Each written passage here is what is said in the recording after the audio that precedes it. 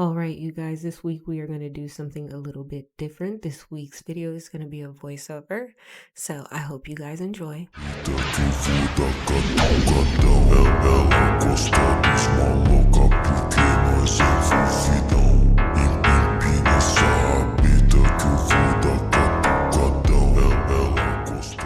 So, episode 6, Women of the Willow World, opens with a flashback of when Mariko and Lady Ochiba first met as children. We get a sense that Ochiba has always been very observant, as she and Mariko would regularly peek in on what their fathers and others were up to. We see this pretty disturbing scene where Kuroda is decapitating what looks like monks. There's these men with shaven heads, and he has them lined up and he's decapitating them. While this is going on, you can see Akechi being held back by Toranaga, who is asking him to be patient and telling him this isn't the time. Kuroda, he looks deranged in this scene. He was doing that stare that all the crazy people in power do once they reach that level of no return. Y'all know that look. Y'all know that look I'm talking about. Akechi finds Mariko watching and urges her to get back to bed, telling her that what she just witnessed was all a dream.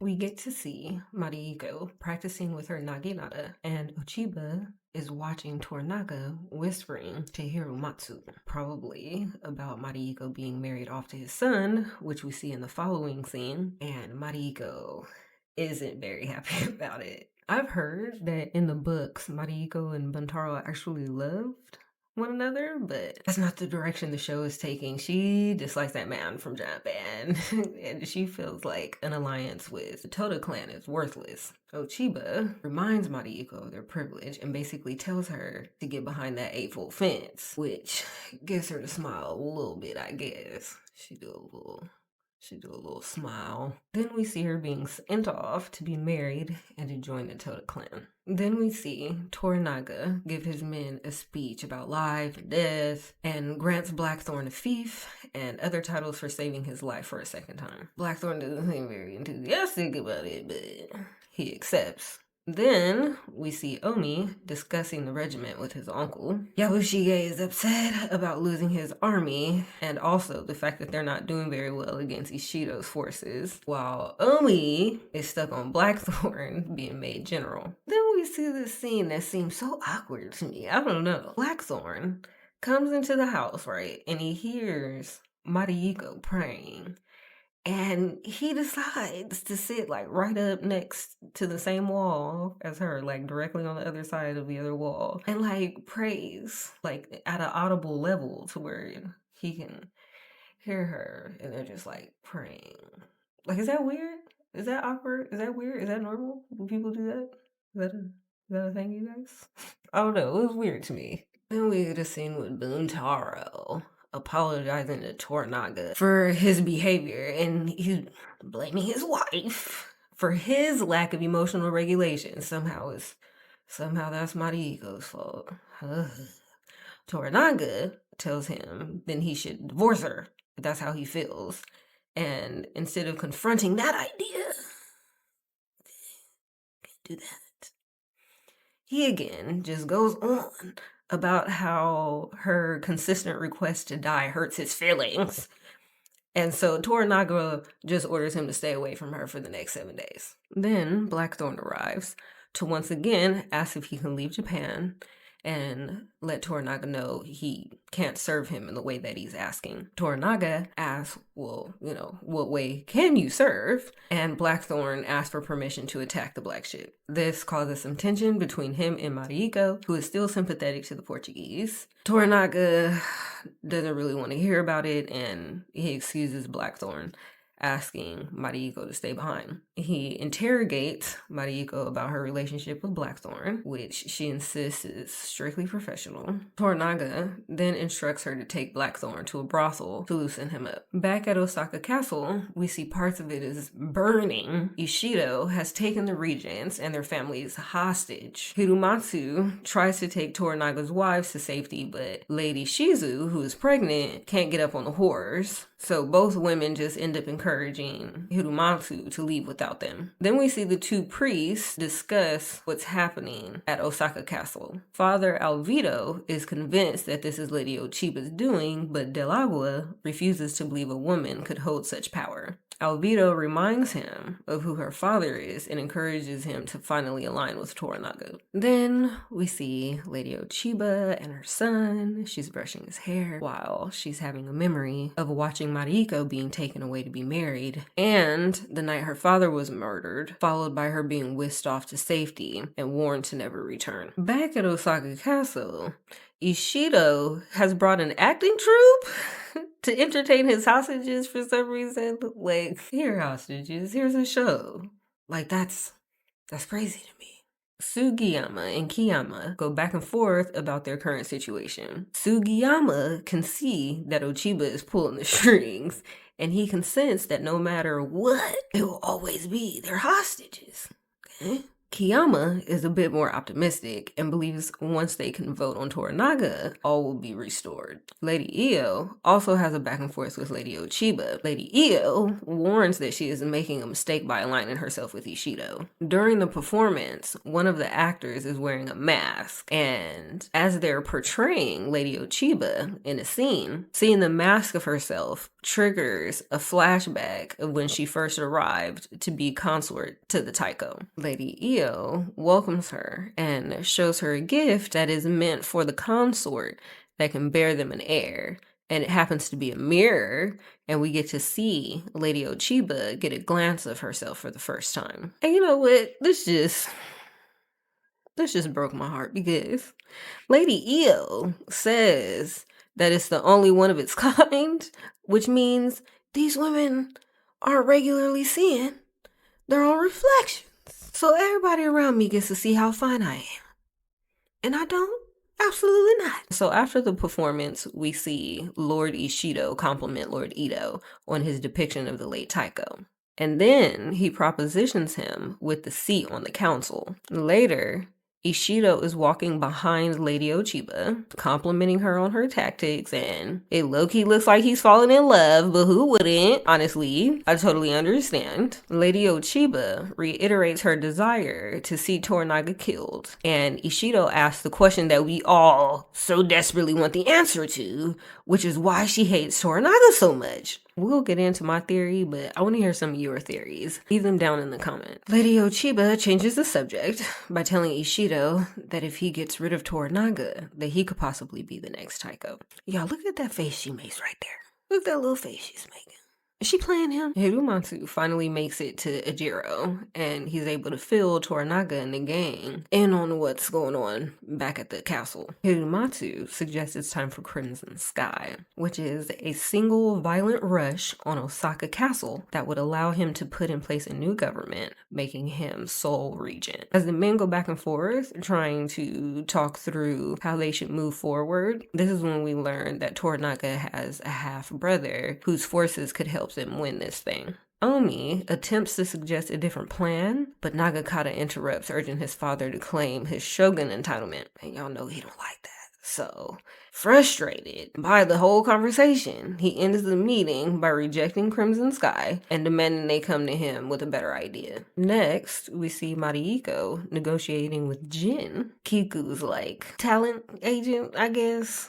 I couldn't find the proper term for a madam back then. I think this next part was like an attempt by Fuji to like play broke to Jin, because Jin remarks on how fine the teacups are, right? But then Fuji says, oh, it's nothing special, and like expresses shame that they have to use them, telling her they lost a lot during the earthquake. But like, that's a lady pimp, okay? Lady pimps ain't dumb. She knows exactly who you work for. She know you got the money.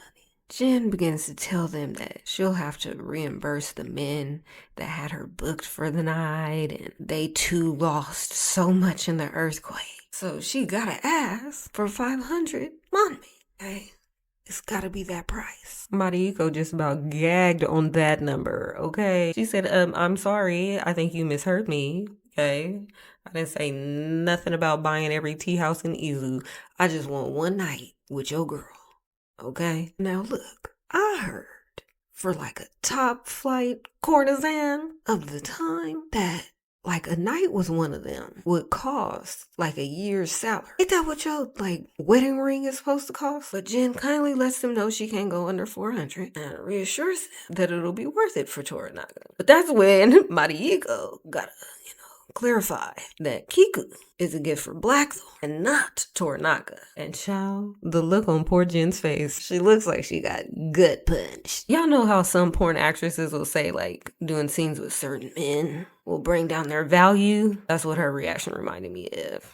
They finally end up agreeing on 300. Then we see a scene between Omi and Kiku where Omi is being a brat over having to share her with Blackthorn. Blackthorn and Mariko arrive at the brothel and meet Kiku. Mariko has to teach Blackthorn how to interact with Kiku, telling him how to compliment her on her little like artistic gestures and whatnot. But eventually, being the brilliant people reader that she is, Kiku orchestrates a moment between Mariko and Blackthorn where she sits behind Mariko and explains the meaning of the Willow World to Blackthorn. The moment is intense, triggering a memory for Mariko. Then Kiku asks Blackthorn to join her in another room alone. In the next scene, we see Toranaga ask Mariko what her relationship was like with Ochiba as children. He's attempting to understand why Ochiba is at war with him, but Mariko explains to him that although men have their many reasons for war, conquest, pride, and power, women are simply at war. It's never on the behalf of ourselves, it's only to serve whatever men we must serve. Toranaga is low-key moved by her little speech. He remarks on how he's starting to see why her father held her in such regard, to which she rejects, saying he should have married her better. Toranaga plays shocked by her reaction, asking if she'd been unaware of her father's plan this entire time. I thought it was pretty obvious that her father married her off so that she wouldn't be killed along with them, and I thought Mariko knew that, but apparently she didn't. She saw it as a rejection. But Toranaga explains it was Akechi's plan to set her up to continue his fight. He tells her that her war isn't over. I, myself, personally fail to see how this is her war. Like, how does this battle benefit any of these women who would rather die? That whole idea isn't being sold to me, but whatever. The regents gather to vote on Toranaga, but Sugiyama refuses to vote until the hostages are released. Ochiba is obviously disappointed by the news and urges Ishido to take swift action. She then gives a little more detail on her hatred for Toranaga, explaining that it started in her childhood. She observed Toranaga constantly whispering and plotting in the shadows, which Toranaga is a whispering ass, plotting ass lord. The man is sneaky, and she clocked it immediately, just like I did episode 1 with that falcon. So I have a theory, but I need y'all to walk with me and talk with me, okay? Now watch this exchange and tell me what you get from it. 皇様の女子を産むため、私が何をせねばならなかったか聞いておるか？他の誰にもできなかったことじゃ。何百人といた女子たちも大勢の側室たちも、大王院様ですら、大王院様は私が身ごもるよう、苦き薬草で酔わせ、口にできぬようなことを強いた。お世継ぎの母になれた私一人、何故か、その方にはわかるか？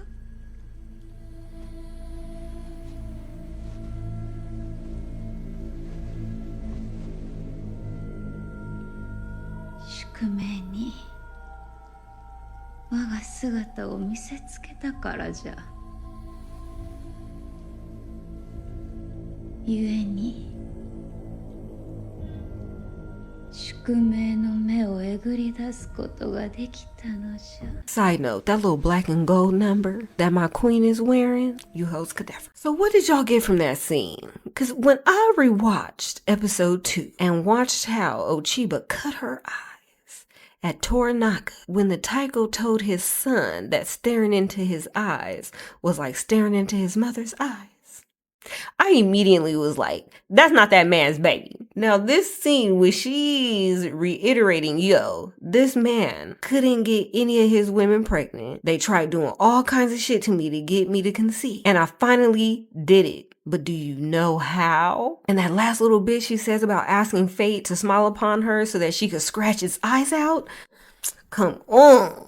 Fate is Toranaga, sis. Toranaga talking about how he don't like beautiful women and whatnot. Like, he would never be interested in Ochiba. Boy, please. That's his baby. And if it's not, he know who the daddy is. And that's why she wants him dead. It's the only thing that makes sense to me. It's the only thing that makes sense as to why Lady Io sees a friend and protector in Toranaga, yet Ochiba doesn't. Like, okay, sure, she thinks he's behind the plot to kill her father, but I don't think she gave a damn about her daddy like that. She's just playing the game.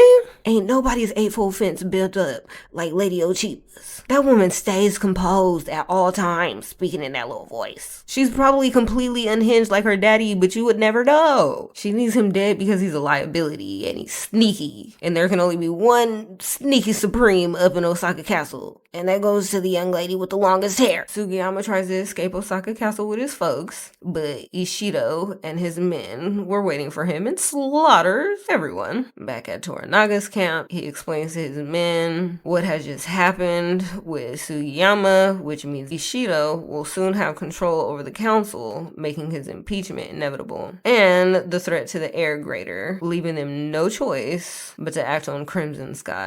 So they're gonna have to go ask his half-brother for help and then take Osaka Castle. And that is how episode 6 comes to an end.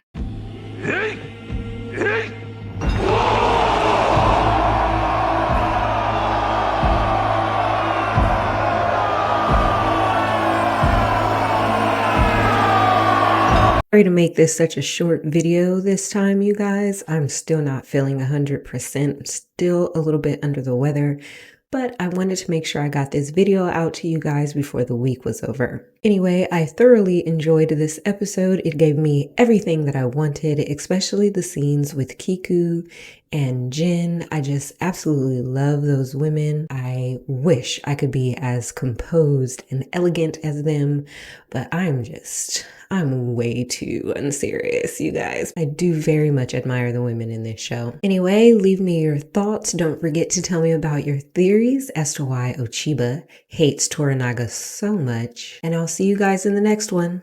Bye.